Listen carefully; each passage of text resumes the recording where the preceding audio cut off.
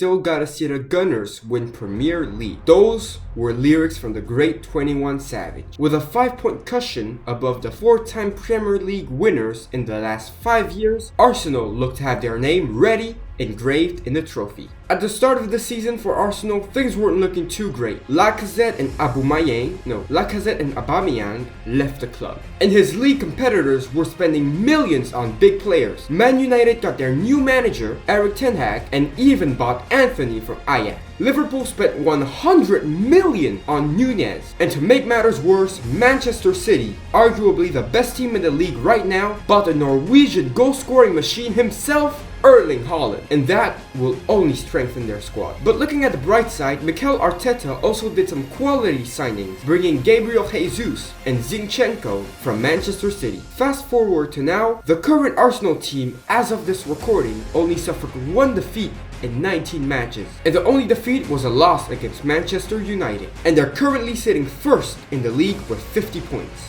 And if they win the league, it will be the first time since 19 years they've won the league. And the last time they won the Premier League was in the 2003 and 2004 season. And that was during their invincible season, where they went unbeaten during the whole damn season, bro. And I have to say, as a Tottenham fan, that's pretty impressive. Especially if you consider that last season, Arsenal were dead bottom of the league before their international break. And at the end of the season, they bottled their chance to gain a spot in the Champions League to their rival club, Tottenham Hotspur. And every Arsenal fan wanted him out.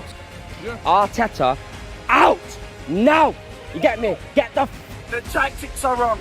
We got as much identity as John Cena. I've had enough. There's so much dead wood in this club.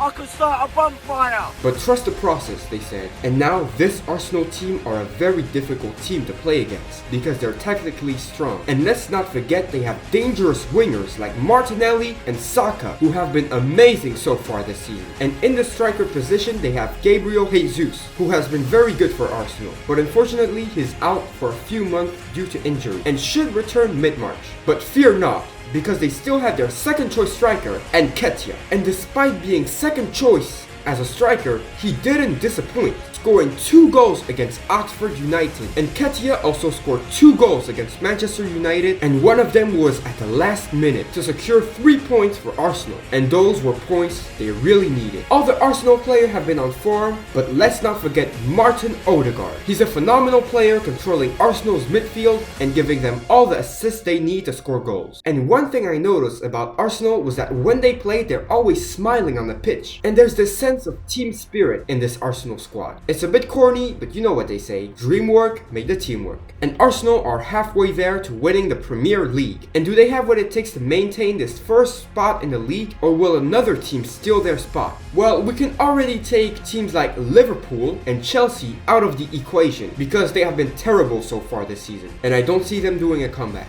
Newcastle and United are very good this season, and both teams are on the same amount of points, with players on excellent form like Rashford for United and Almiron for Newcastle. But the real threat that could overthrow Arsenal is none other than Manchester City. Do you see the cool effect I did? They have been 4 times Premier League champions in the last 5 years, and with their new signing, Erling Haaland, they can only be stronger. And if Arsenal and Manchester City continue to keep their winning streak, the only way City can catch up to them is by beating them twice. Not once, but twice. Home and away. But if they fail to do so, Arsenal will win the league. But it's not looking too good for Arsenal because we saw City beat Arsenal 1-0 a few days ago in the FA Cup. So City still have a chance to overtake the number 1 spot. But if I had to pick on who would win the Premier League, it would be Manchester City. Why? Because they have Erling Haaland. He's a goal scoring machine. He scores hat-trick after hat-trick, and I'm sure he will turn up during these 2 Arsenal matches and make Arsenal drop points. And I feel like Pep Guardiola has more managing experience than Arteta. And Pep Guardiola's Manchester City could overthrow Arteta's Arsenal if Guardiola really puts his mind to it. And with this brilliant City squad, I think they could get the job done